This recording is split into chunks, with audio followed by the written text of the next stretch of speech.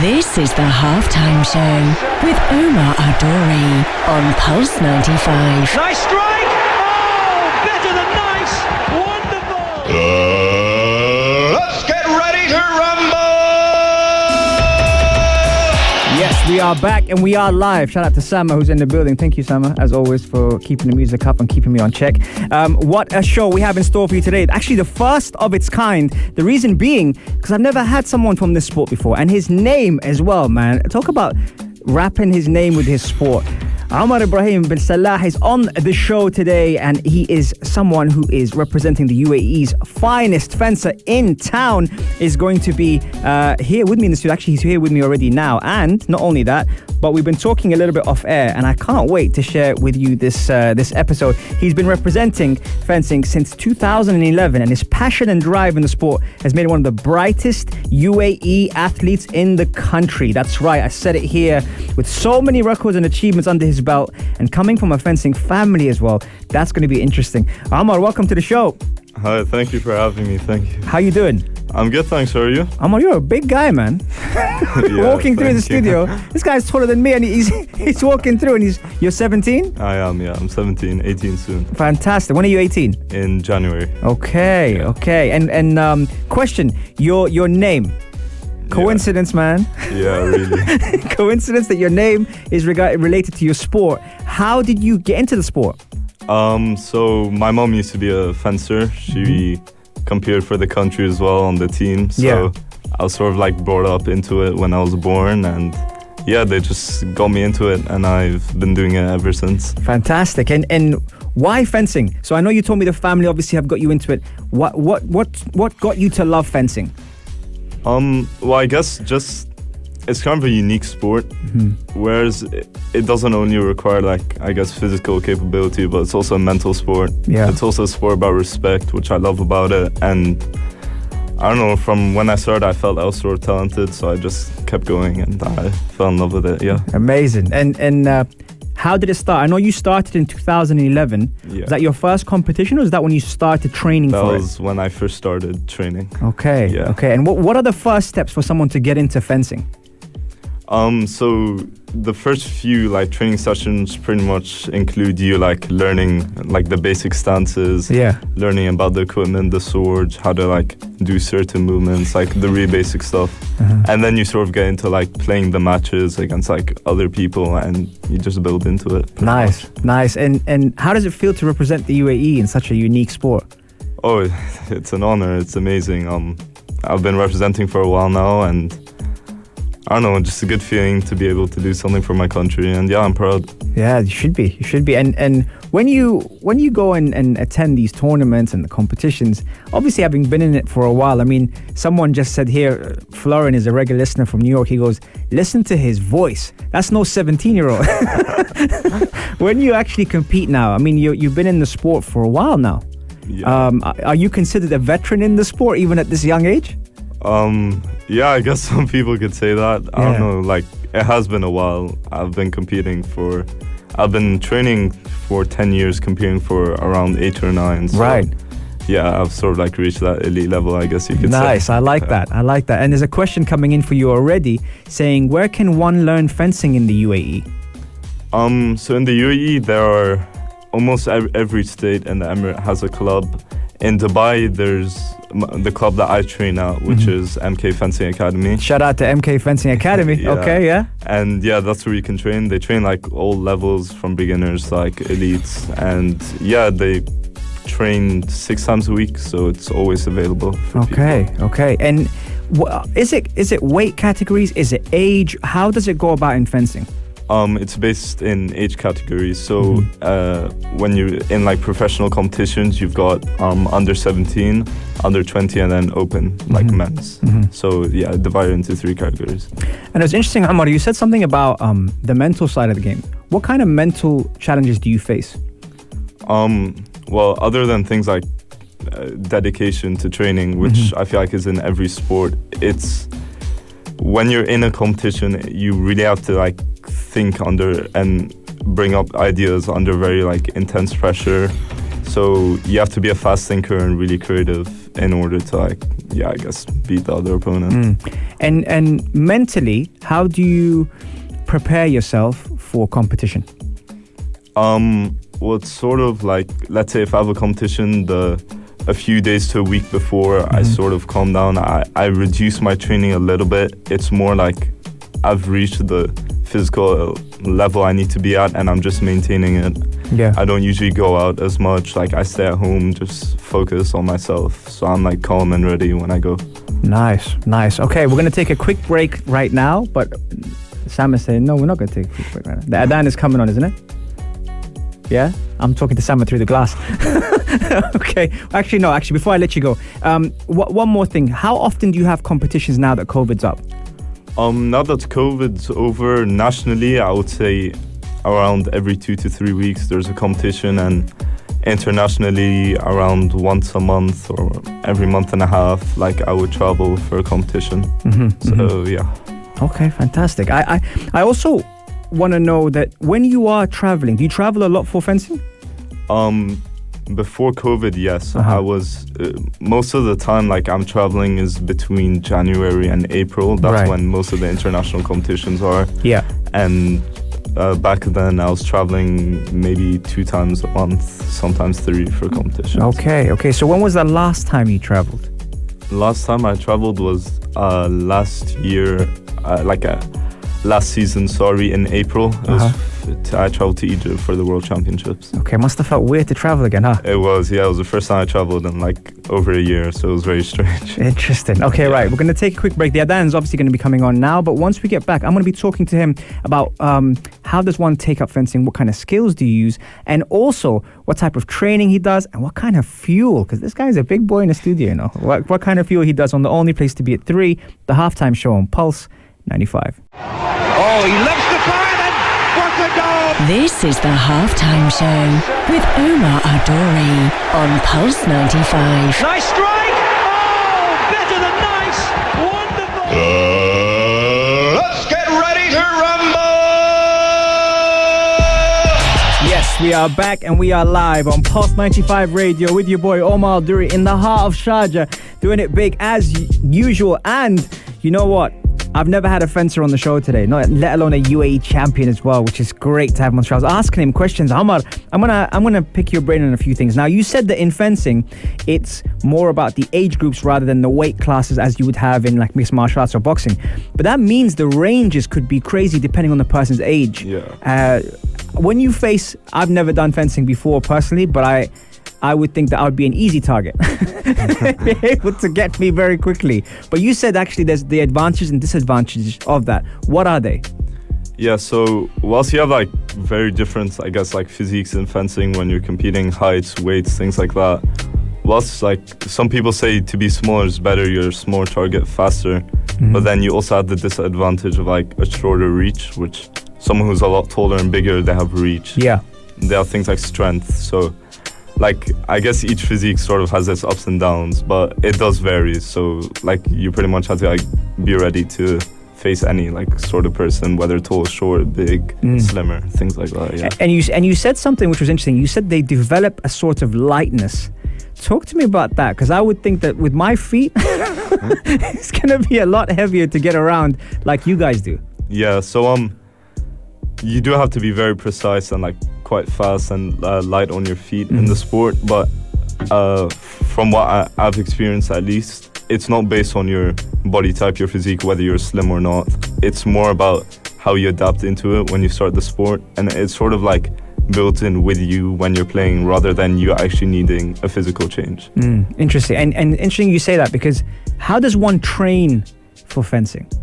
Well, so training usually consists of 3 aspects. You have your sparring matches where you're fencing against other people just for practice. And then you've got your conditioning sessions, which include things like sword work and footwork to sort of get you fast on your feet, improve your reflexes and your speed.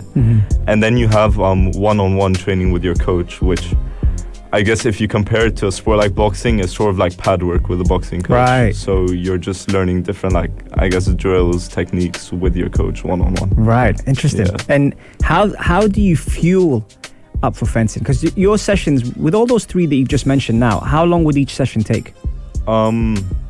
Per day, I would say, because you usually do all of them in one day. Okay. So a training session consists of all of them, and it's usually around 3 to 4 hours a day. 3 to 4 hours a day? Yeah.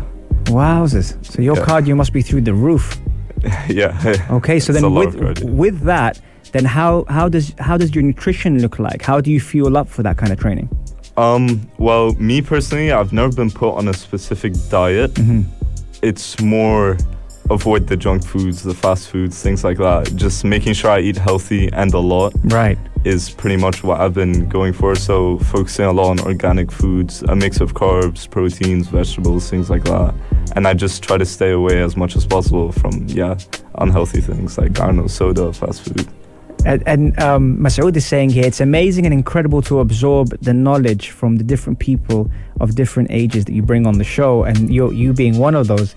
Now, we spoke about how you train, how you fuel up. What about your recovery? What kind of, if you're training 3 to 4 hours a day, what do you do for recovery? So to get me ready for the day after training, well, after each training session, you need a lot of stretching. Yeah. You usually use the foam rollers to loosen up your muscles, and then also applying oil for the muscles, like muscle warmth oils. That usually helps a lot. And I guess trying to avoid any other physical exercise until the next session, because that's just going to tire you out completely. Yeah. And I'm really impressed here. When did you learn this? Again, I completely respect the fact that you're 17, but you know more at 17 than a lot of people would have learned being an athlete at 20. Yeah. When did you learn to understand about nutrition, about recovery, about training? It was sort of when I started competing internationally, because that's when I would really have to manage my training times properly in terms of increasing it before an international competition. So I would say this was around the age of 14, because before that I was a lot younger. So I'm fencing nationally. It wasn't as big of a deal to me to be training and focusing on my diet. But yeah, I would say 14 onwards I had to really start focusing on those. Wow. Shout out to everyone who is tuned in on the Instagram live at Omar Al-Duri, and shout out to your friends as well who are all obviously supporting here in the background. I see them smiling, going, yeah, that's me. Yeah, that is you. Last question before I let you go. What's the next? When you look to develop all these skills that you've done now, and you said it was different at international than national, what's the next step for you when you visualize it?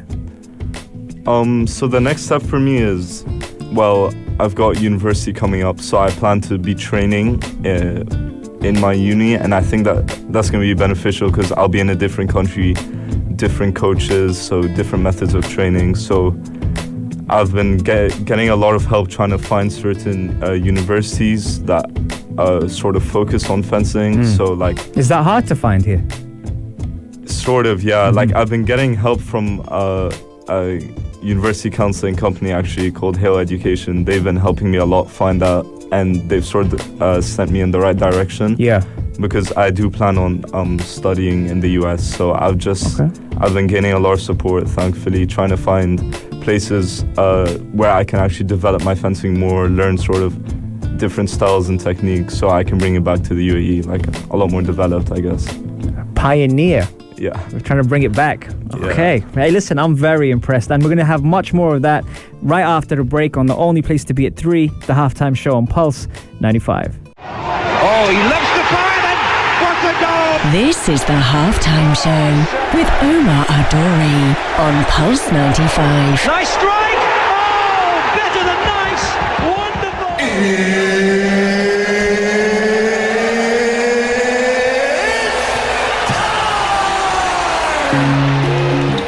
Man, this sounds nice on the halftime show. I'll tell you that now. Shout out to everyone who's tuned in on Pulse 95 Radio. Hope you're having a blessed day wherever you're tuned in around the world, whether it's 95 FM, pulse95radio.com, our app, Sharjah Broadcasting Authority. Even if you're chilling at home, watching us live on YouTube. Thank you very much for connecting with us today, and hope you have a fantastic weekend. Right, okay, Omar, you've had some questions during the break, which we're going to throw your way. Yeah. Shaymat was asking, how do you reset?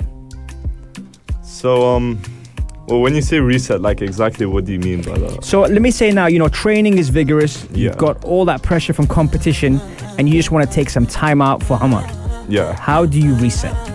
Honestly, sort of just spending time to myself or with my friends, doing something relaxing, usually chilled out, like, I don't know, just trying to kind of conserve my energy. Yeah. Because, like, I'm usually using most of it up for the sport. So, okay.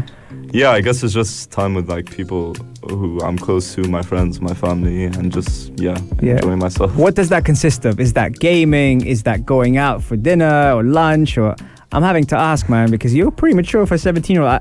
I don't know what you guys do these days. Yeah, gaming I've never really been into, so it's more like going out, grabbing a meal, whether it's lunch, dinner, or like going out for coffee with my friends, things like that. Like going for a drive in the car, or just like chilling at home. Either. Nice, very nice. Another question here. Mashallah, my Rayuma is saying, Mashallah, you're very mature for your age. Does that come from the discipline of fencing? 3 to 4 hours a day training is very impressive. I think so, yeah. I mean, fencing, it requires a lot of respect and discipline. It's a sport based around respect. It is a noble sport, so I have like developed that sort of personality trait throughout my time training. So I guess I've been really pushed into discipline, respecting others in the sport, respecting my coach, obviously. So, yeah, I guess that's where I get it from. Interesting. And then Mustafa's asking, with the amount of training, how does all the training and competitions go with his studies and schoolwork? It has been really difficult. I just have to maintain it really well. So I try usually make use of my time in school as much as possible. So that's using my free periods to get all my work done. And then I usually spend like after school hours, the first hour and a half to 2 hours focusing on school. Because usually that onwards, the rest of the evening is training. And then if I have a period of like where I have a lot of competitions or one really important competition where I need to train more, I'll usually, before that period of time, build up my education side. Nice. So study a lot more so I'm actually ahead. And I guess vice versa, if I have my exams are coming up soon, I'll reduce the fencing a little bit so I have more time to study. Do you ever feel like you're missing out on anything, whether it's friends or fencing or studies, or do you ever feel like you're missing out on some time? In terms of studying, no. Friends, no, thankfully. Like, I have a good amount of really close friends, but in terms of maybe things like things like going out, like I usually don't go out very late, so I guess you could say like sometimes I feel like I'm missing out, but it's not too bad because like I do find time to rest and enjoy myself. Impressive. Arib is asking a question here. What would be your dream challenge or about that you are looking forward to face and overcome?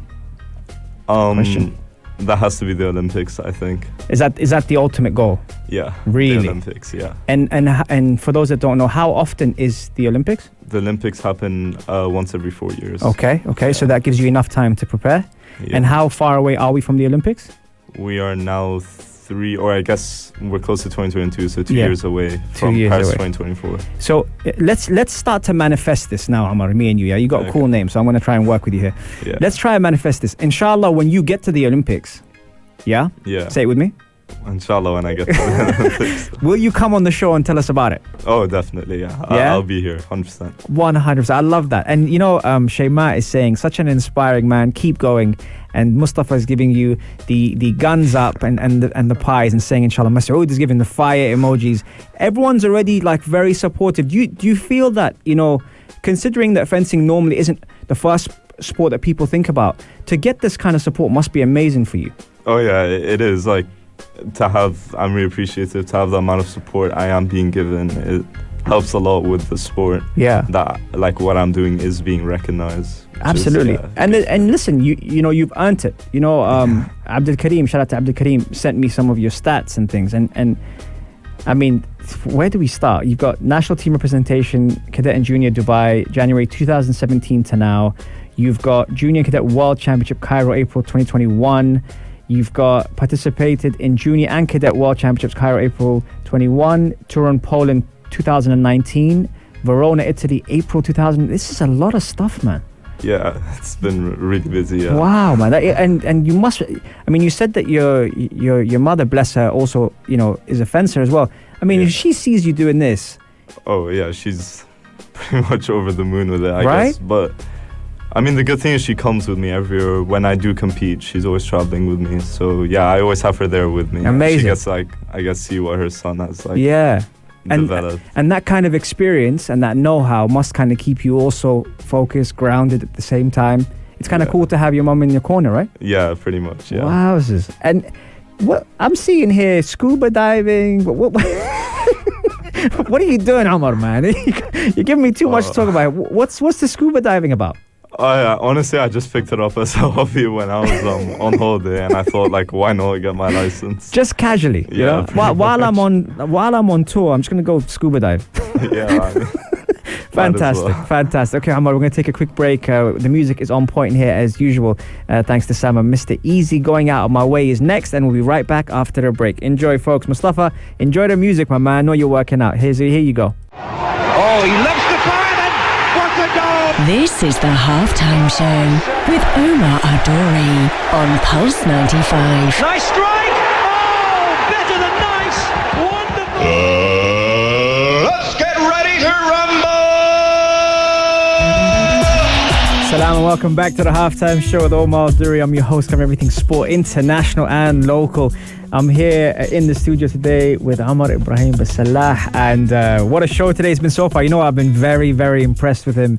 The fact that the education and the knowledge that he knows at 17 definitely didn't have that kind of idea of the different factors regarding recovery, nutrition and training. Very, very impressed with that. But Omar, I also want to ask you, one of the biggest things that's coming up at the moment now for you is the World Championship, and the UAE has been building up to that, for a while now. So that's going to be in April? Yeah, April 2022. April 2022. And how are you preparing for that at the moment? So training has increased a lot this year because the World Championship is in Dubai this time, so it's considered home turf. Yeah. So it's pretty much in general more hours in the training hall, but the Fencing Federation has also organized more international camps, so sort of to bring out international players here. Nice. To train with us, and we are also competing internationally a lot more leading up to this to make sure we're in the best possible shape for this competition. Yeah. How long does a camp normally last in fencing? So it can be typically between 1 and 2 weeks. It's usually around 6 to 8 hours a day of training. Wow, depending on the camp. Yeah, and I was overhearing your friends talk earlier about your crazy schedule. And we spoke about resetting and we spoke about recovery and rest and stuff, but you seem quite laid back. Is that how you normally are when you're away from fencing? Yeah, I don't know, I just all the time I am away from my academics or sporting, I try to relax as much as possible. So nice. I guess, I can explain for my laid back character. Yeah. And things like music, things like, I'm not sure if you've done meditation or journaling. What kind of stuff do you do in that sense that kind of helps you relax? So I've got my music, of course, which is I have my own taste, and that's sort of what I use when I'm pretty much by myself, just in my free time or in the car. I play a bit, and that's puts me in the right mood, helps me relax. I have tried meditation before. I don't do it that often, and that's mainly because of time. I find it a bit hard to have time to dedicate, let's say, an hour to meditation, but I do think it helps a lot. Yeah. And that's pretty much how it's been. I guess I have taken sport-related massages here and there to not only relax me mentally but also physically. It's good for the muscles, things like that. Ice baths? No. Oh. Those are, I can't be doing that. We need to get you in touch with the Iceman, Benoit, who was on the show. He's a master of that stuff. So yeah, that's mind-boggling. Also, where can we follow you? Are you active on social media? Not really? Yeah, on Instagram I am. So okay. at Omar Belselah, just my name. Yeah. Okay. We'll definitely get people following you that. And you mentioned earlier about training camps and about, you know, the vigorous hours you're doing. If when you're to go, how is it different when you go out rather than flying in the athletes here? How is that different in terms of a mental point of view as well as a physical point of view? So are you talking like if I'm traveling for a camp, something like that? Yeah. So usually when I'm leaving the country, all that time is dedicated to my training. Mm-hmm. That's like, I don't have much education like side of work to be doing. So when I travel, the hours are a lot more intense. So it will typically be around 8 hours of just pure training.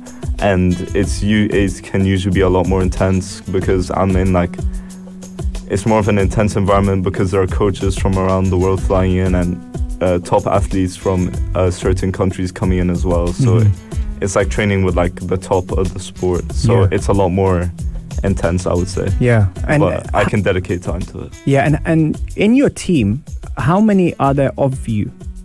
So there are 3 age categories and each age category has 4 players. Okay. So we're a total of 12, but some of the players overlap into different age categories. Right. Like for example, when I was under 17, I was on both the under 17 and under 20, and sometimes I would be playing for the men's open, like assuming they don't have players. Yeah. So it's a bit less than 12. Like I'd say we're around 9 to 10. From the whole of the UAE? Yes. Wow. Okay. So they really shortlist them. Yeah. Put them into camp, and then all of a sudden that becomes like the core team, and then anyone else afterwards just kind of go in and out of that setup. Pretty much. Okay. Yeah. Okay. And then coaching wise, is it normally like the same group of coaches? Do they rotate? How does that go about? Well, so I have the coach of my club who's sort of been my personal coach. He's been with me since day one. So he's the one who trains me specifically. What's his name? His name's Mihail Kuzev. Mihail Kuzev. Yeah. Shout out to Mihail Kuzev. Okay, cool. And so that's the main one. Yeah, for me. And then there's a national team coach who he runs certain like trainings during the week, and that is where everyone on the team is required to go because we all come from different fencing clubs. Yeah. So like for me, those would be the 2 main coaches who are a part of like my fencing career. And then like, let's say when I'm traveling for a camp, there could be different coaches from different countries who I'll work with for 1 or 2 weeks who will like sort of try broaden my knowledge, teach me different things from their points of view. Yeah, interesting. Okay. What else did I want to ask you? I've got here a question.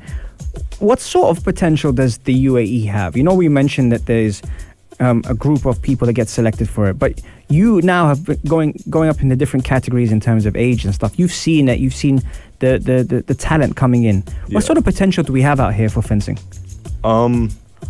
Especially in most recent years, I think a lot now because a lot more recognition has been given towards the sport in recent years by the UAE. And I think there's also been a lot more funding recently. So we've been able to encourage more and more players coming, and there are more coaches now available in the UAE for fencing, and the clubs are starting to expand. So I would say, I reckon the next few years could be looking really good for us. Interesting. Just in time for the Olympics. Literally, yeah, perfectly in time. Man, Amar, you've been fantastic, man. Thank you so much. This isn't your first radio. Is it your first radio? It is my first radio. Wow. Yeah. You know what? Just for that, hold on. Let's just give you this. A little bit of appreciation there, man. That was awesome. That's your first radio interview. Hopefully the first of many. Inshallah, I think you were fantastic today, and I really enjoyed having you on the show. Thank you for having me. My pleasure. And remember, you can catch our episodes every Monday, Wednesday, and Saturday, 3 to 4. And even if you prefer a podcast, you got Apple, Spotify, SoundCloud. Type in the Halftime Show, Pulse 95 Radio, or head over to the YouTube channel, Pulse 95 Radio, and you get to see Omar on there with me on the show. Thank you very much, guys. Have a blessed day, and we are out. Salam, guys. If you liked this episode of The Halftime Show, drop a like and subscribe. 95. Be sure to follow us on Instagram for all our daily updates and top stories.